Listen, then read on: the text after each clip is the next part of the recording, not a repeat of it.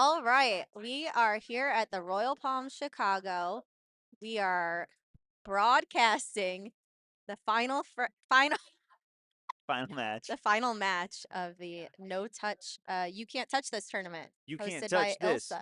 That's right. My name is Sammy Waffles. I'm here with my buddy Mike Dritto, It's me. aka Dritto, uh, who delivers the most unbiased commentary in the club. That is accurate. I do typically give the most unbiased shuffleboard commentary in the club. Correct. This might be some of the most biased shuffleboard commentary I give tonight, just due to the fact that we have two donks playing each other in the final match. Ooh. But Um, just to give some background about who Sammy and I are, those are just letters. Basically, we're players in this club who've been playing for several years now. I have two teams: a Monday team called the Sticky Bandits, and a Tuesday team called the Handshakes. And Sammy, Nobody cares what I do, but we're already into frame one of the game. yeah, says we Um, are. it looks like Gabe has he's starting at we haven't even introduced the players yet. So we have two players, obviously. We've got John Windler playing yellow and Gabe Paul playing black.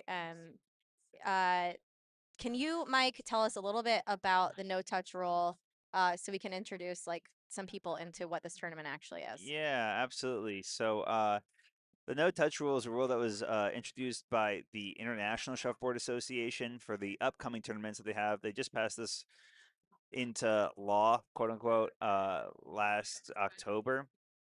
And basically, in a typical game of shuffleboard, you're going to want to try and throw a block up prior to trying to hide behind it. And the next player's first move is typically to clear in that block. And the no touch rule is that whenever the first player's disc goes up, if it is not touching the triangle, you cannot clear that disc. Right. If it does float into the triangle and touches any of the lines remotely, it's all fair game. However, to promote some more on the board play, they are making it so the very first disc of the frame cannot be cleared. Yeah, and so what it does is it makes the game a little bit more interesting to watch. And so we'll point it out in the next frame, in the start of the next frame, the rule and why the players are doing what they're I would doing. say it's already led to an interesting frame right here. Like if you look at this is a perfect blockade of discs covering the board, and it forced both players to go for bumps. Gabe was successful in his bump and hitting the 8 in, and technically John was successful in clearing that 8, but almost self kitchened Right. in the way of it. So Spooky, but yeah, he didn't make it there. This is an 8 frame game, correct. and they're gonna switch color at the half. Um, Different than like how some people are used to playing in like the Royal Palms League, for example, or in other leagues. Looks like Gabe did not score his hammer Yeah, there, so the score unfortunate. is 0-0. Yeah, But a little different than how we play in league or in other clubs around the country. The order here, the shoot order is yellow, black, yellow, black.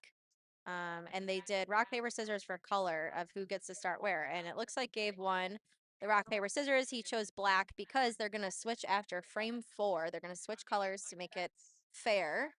And then that means that Gabe will actually have the final hammer. that's right. Final shot is what the final hammer is. Yeah, in case it's your first time ever watching a shuffleboard competition, or looking at anything shuffleboard other than what you see in like mainstream media, your last shot's called the hammer.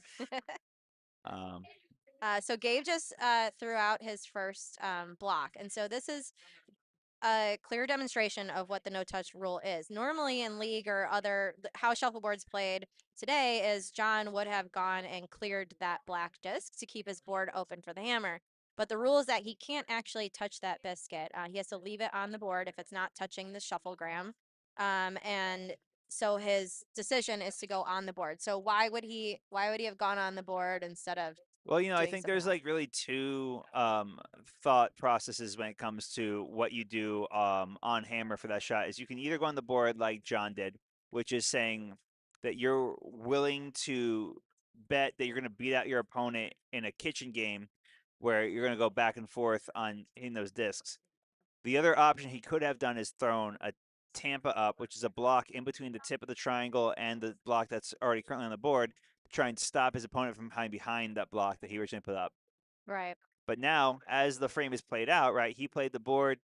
Gabe tried to kitchen him, failed, and then John replaced it, and as a result, has now two discs on the board, which puts Gabe into a sticky situation. Exactly. So Gabe's gonna go to try to clear and kitchen, but misses both. Um, He does he does get one of the points off the board, so now John has to decide whether he's going Correct. to He did at least get one. He did not miss both. He yeah. cleared the biscuit off the board, which is important. That's important. Well, I mean, it forces John to a decision, right? He's like, do I score again and make him make that same choice, or do I throw up a block on my open points, knowing that he has the last shot of the frame? It looks like he was going for a high eight there. Put it a little bit deeper than maybe he wanted it to be based on Yeah, his reaction, but Gabe has a chance to replace that and have it be the highest of high eights, where no matter how John directly replaces it, it's gonna land on that 10-8 line. right. So we'll see what Oh, happens here. It looks like it's a it's little gonna bit bone in the far seven. and Oh, but he might have light. bumped in himself into the eight. We'll see. No, there's Eric's two just on. calling the two yellows in. So right now it's 14 yellow. I talked about having the most biased commentary, but what's the most biased refereeing if your twin brother is on the other side Yep. We of got the Eric, court there? John's twin, calling the shots down here, and he's acting as a pusher, volunteering his time as a pusher. What a sweet boy. He's a pusher, baby. But I don't think we mentioned this yet while Eric's pushing back. John and Gabe are on the same league teams, plural. The Donks and Dwibby, and used to have a team D2. That's what Dwibby formerly was, but they've collectively won 6 league championships at Royal Palms, which has never been done before. That's right. Everyone in the club right now is probably just seething at the fact that it's another Donks final. Yeah, they're too good. They're too good. Um, but yeah, so but this is a good matchup. It's fun. And John's gonna be out on this frame and he's likely gonna go ahead and set up a block. I mean, he's up right now, what? 22 points. 22-0. Yeah. So we're starting out frame 3 and John is up 22-0. I always feel that three score buffer is the thing I look for when I'm trying to control a game. And when you're able to go up three scores this early, it's a real confidence booster. However, there's still a lot of shuffleboard left, and so when you're in Gabe's situation, I think it's important to keep a level head and just trust that you can steal some hammers and score yours and be back within a one score situation by the time you get to the last frame. Yeah, and from John's end too, like it's important that you keep your head on and don't get too complacent with where your score is at because 3 scores is nothing. Yeah, Honestly, you can come up on that. Like I can keep a lead for my life, dude. I'll be up 6 scores and I'll still lose at the end of the match. So keeping a lead is not necessarily easy. You still have to make smart choices I won and a game yesterday by more than three scores, and my opponent was telling me how he's like, well, this game is basically over. I go, do not underestimate my ability to blow a lead. exactly, Like, exactly. yeah, It's not, yeah, anything can happen. Shuffleboard's crazy. It's crazy. yeah, it's an interesting situation to be in right now because like it looked like Gabe was trying to kitchen John's shot there, but instead he had like a little bit of a splitsies type of uh type of shot, sort of like a real obtuse angle, the way that the biscuits split on them. So now John set up with an opportunity where he went for a hide. Was he going for the hide there, or was he purposely going just to clear out that disc? I mean, speed wise, it looked like it was for a hide, but it pulled down him pretty hard, and I guess he ended up bumping into to Gabe's dead disc. Yeah, I wonder if he just meant to kind of leave Gabe's disc there. Just maybe bump him on the line a little bit, but Probably. Man, it, Gabe seems to be really struggling with the speed here. This is like the fourth time in 3 frames that he's bumped John to the points. yeah, I've seen a few matches on this court today, and it seemed like people are struggling with the speed on court. 8.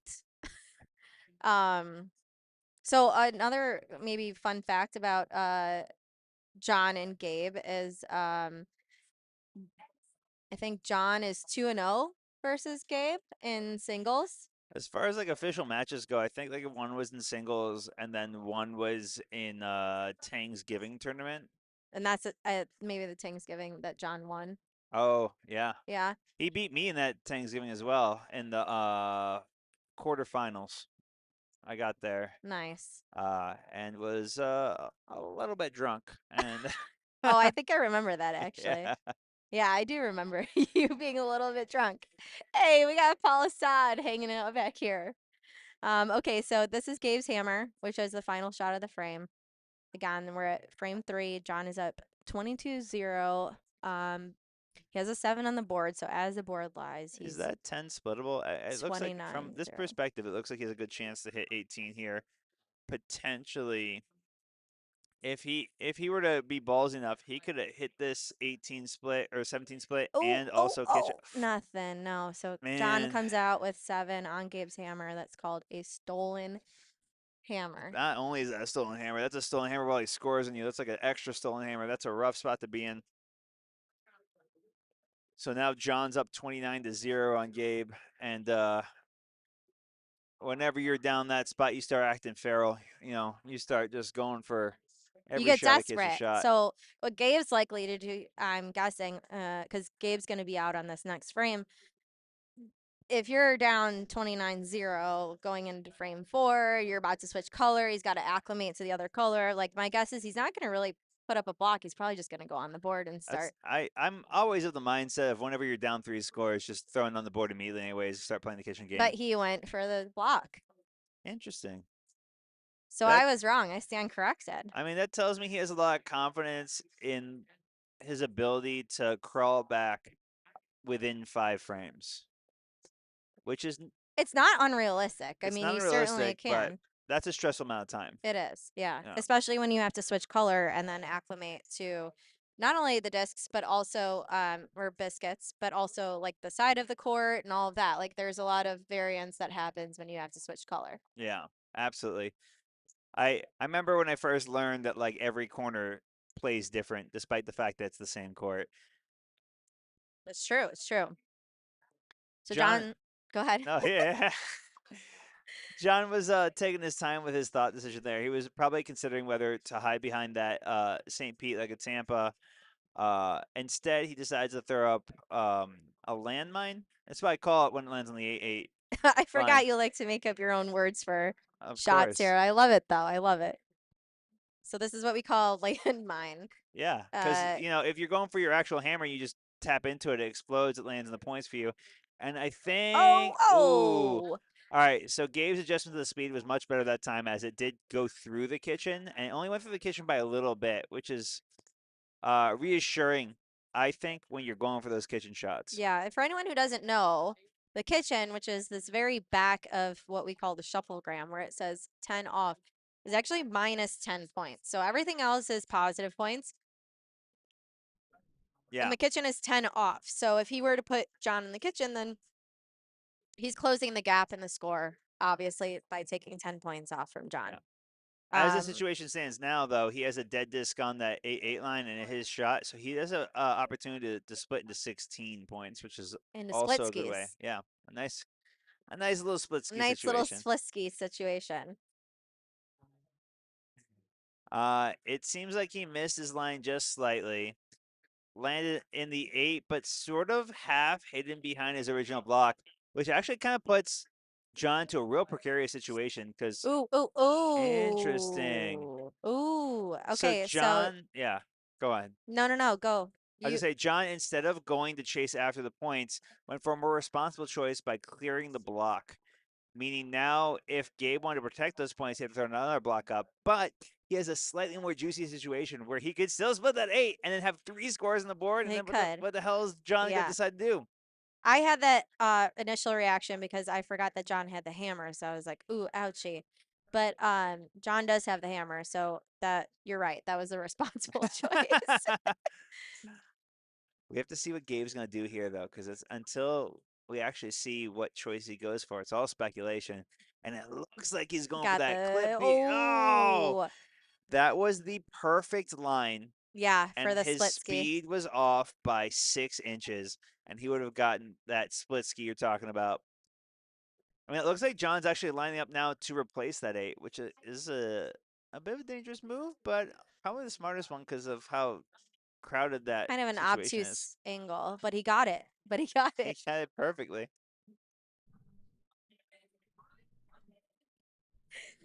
Unbelievable. Um, so now, wow, that's just a tough spot for Gabe to be in because John is up 37 points at this point, and it's just an extra large lead. Like, that's brutal. I mean, at this point too, you start playing aggressive, right? If you're Gabe, You have to. I'm honestly surprised he didn't do it in the last frame. Like and I like would have just gone on the board if I were him, I would but have as well. I'm sitting on the sidelines. But you So start what does playing that aggressive. say? It's truly just a slippery slope because like you can go from trying to get the kitchens to just only self kitchens. Like even in his warm up shot here, he went for a deep seven, landed on the 7-10 line.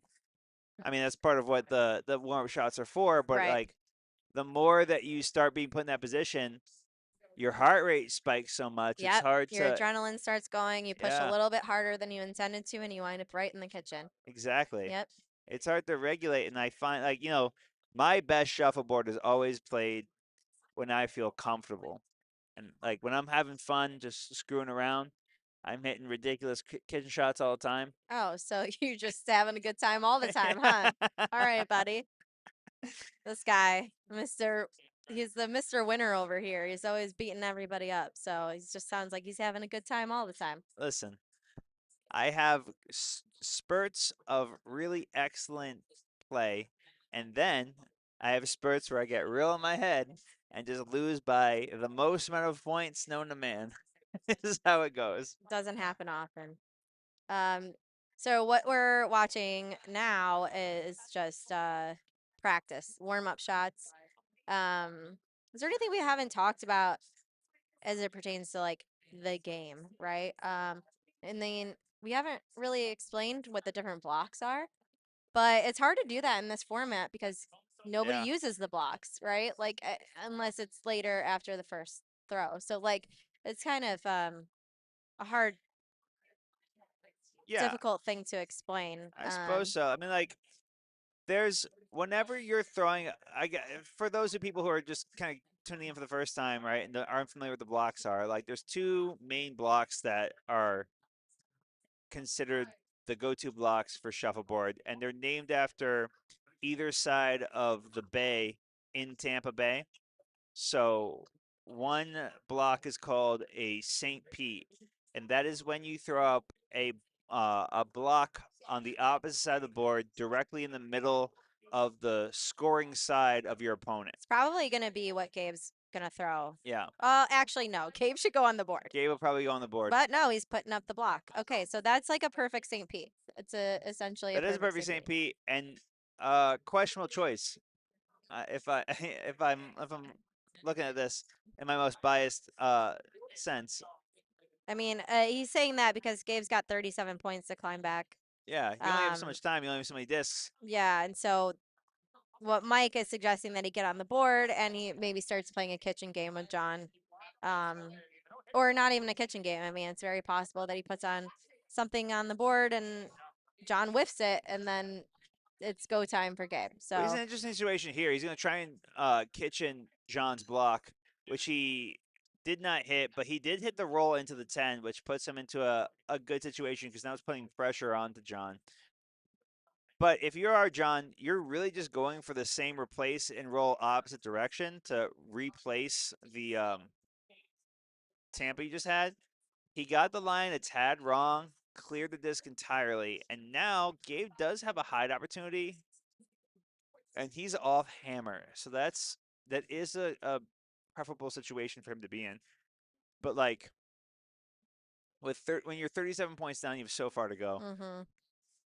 Yeah, it doesn't quite hit it. It's about like 10% hidden. I think John has quite the angle at he it, does. especially with Yeah, the way it's the pretty drift is pulling. visible. Yeah. So yeah, the point of that St. Pete block that's up there is that you set yourself up for something to hide behind. And that's what Gabe just tried to do, but landed right on the 8. He kind of needed to more land almost on the 7, where the 7 is, and that would have been hidden. Um, so now Gabe's gonna go ahead and probably try to kitchen this and roll somewhat behind his block. And he got Ooh, the score. It's not quite hidden though. that was 6 inches away from being an 18-point frame, Yep, but it is still also John's hammer. So now he's just gonna go and replace this, score 8, and go up 46 points. oh, Instead, replaces the 8, but Gabe's also on the board. scores 7 points for Gabe. He's on the So board. that is only a 1 point game, and also it doesn't make this a shutout. 1 point frame. Yeah, 45-7 is the score. So yeah, Gabe's still got some work to do here. This is gonna be Gabe's hammer. Um, so we explained what a St. Pete was. That's Yes, that block that's cross court on your opponent's side. Um, Tampa, which would be the second block, is a little bit trickier. It is usually played on your side of the board, but it hugs the tip of the pyramid as closely as you possibly can get, and it's a riskier shot to go for because the variance from you hitting a Tampa where it's perfect and the variance for hitting a Tampa and it goes wrong is either a Tampa for your opponent or a St. Pete for your opponent. exactly. But instead, John throws a St. Pete. Gabe goes directly onto the board.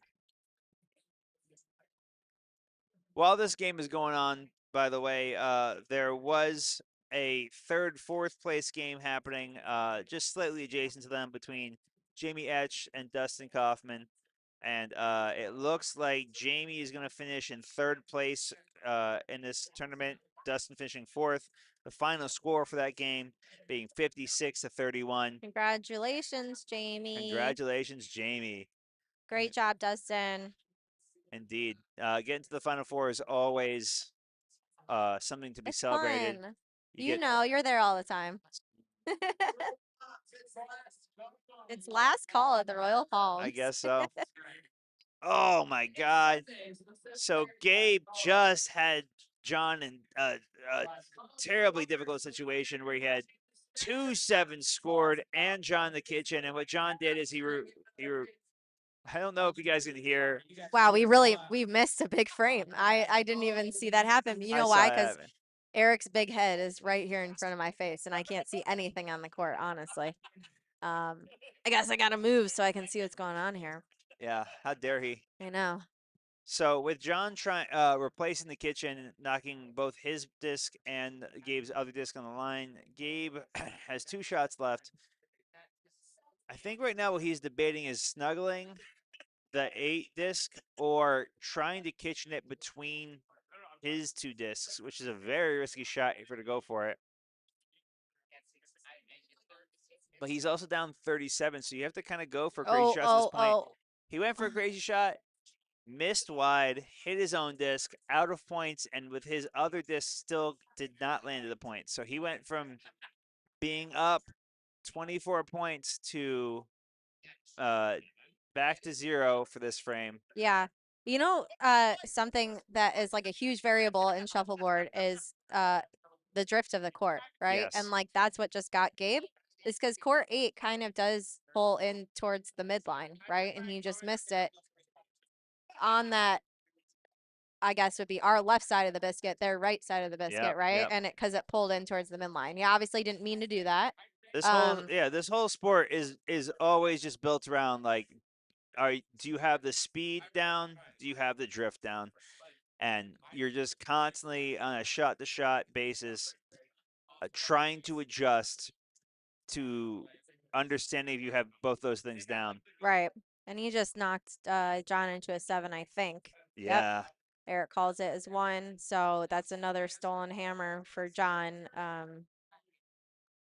So as the score sits, it is 7-52. We say 7-52 because we always say the yellow score first. Um, so John is up 52-7. Um, yeah, there's so many variables to this. I think people don't really quite understand how complex that this sport can be. So like just here at the Royal Palms, the different variables are the court that you're on. Like it's just like how the concrete's laid and how the biscuits have uh impacted the court over time, and then how the court is waxed, and then just the drift of the court itself. But then you also have the biscuits, and the biscuits can be different, a little bit different weights. They can be chipped on the bottom. They can be faster or slower than the other ones. They They could can be roll waxed over a differently. piece of dust that you don't see on the court. Like Exactly. I always tell people, like, oh, this game is like chess, but with hand-eye coordination, right? Like in a Yeah. straight Yeah. one-to-one format, if the board is just perfectly straight, the gameplay is simple and understandable. Right. And what makes it fun is the All the challenges in variabilities. trying to conquer those variables and Right. figure them out for yourself faster than your opponent. Right. And like there's a variable too of just how you shoot in your form and your right, the your just how you show up that day. Yeah. And like that's what I've been telling people lately too, especially like newer champions and like people who are like getting to the that state where like everyone, because we're at a point now where like just everyone in the club is getting really good. Really good. And so it's no longer a question of who is better at shooting these discs. It comes to be a question of who is better at mentally staying level in every game. And we all know where I land up.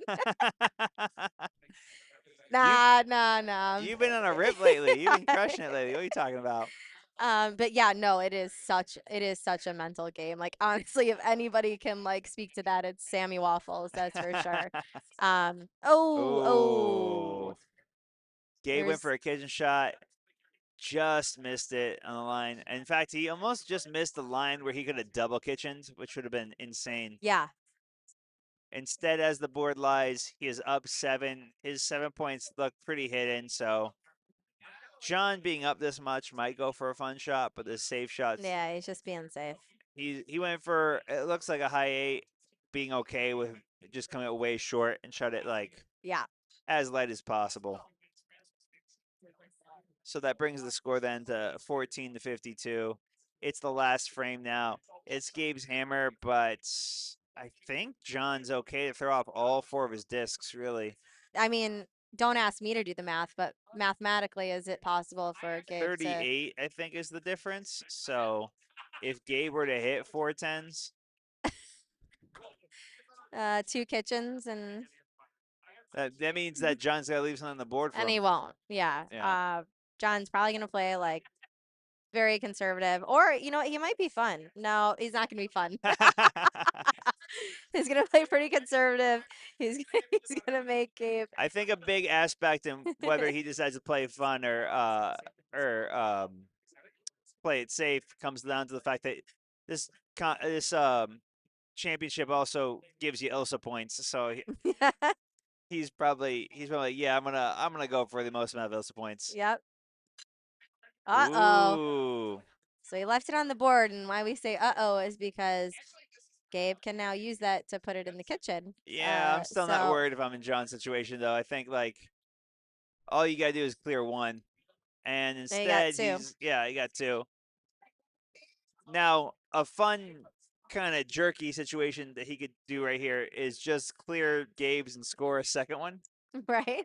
which he almost He did. always did.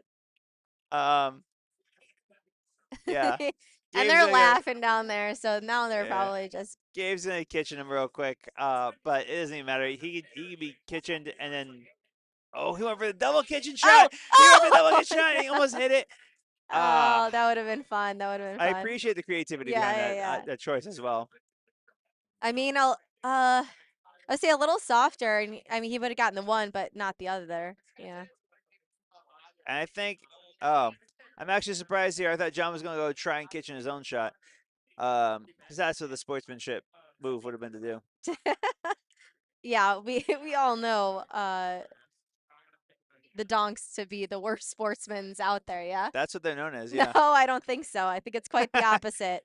What's So, What's funny about this is I'm oh, gonna look at put that this onto hug. YouTube. It's gonna be recording the time. I'm gonna put out. I'm like everyone knows the donks. They just cheat and they just are constantly trying to screw each other over. No way, dude.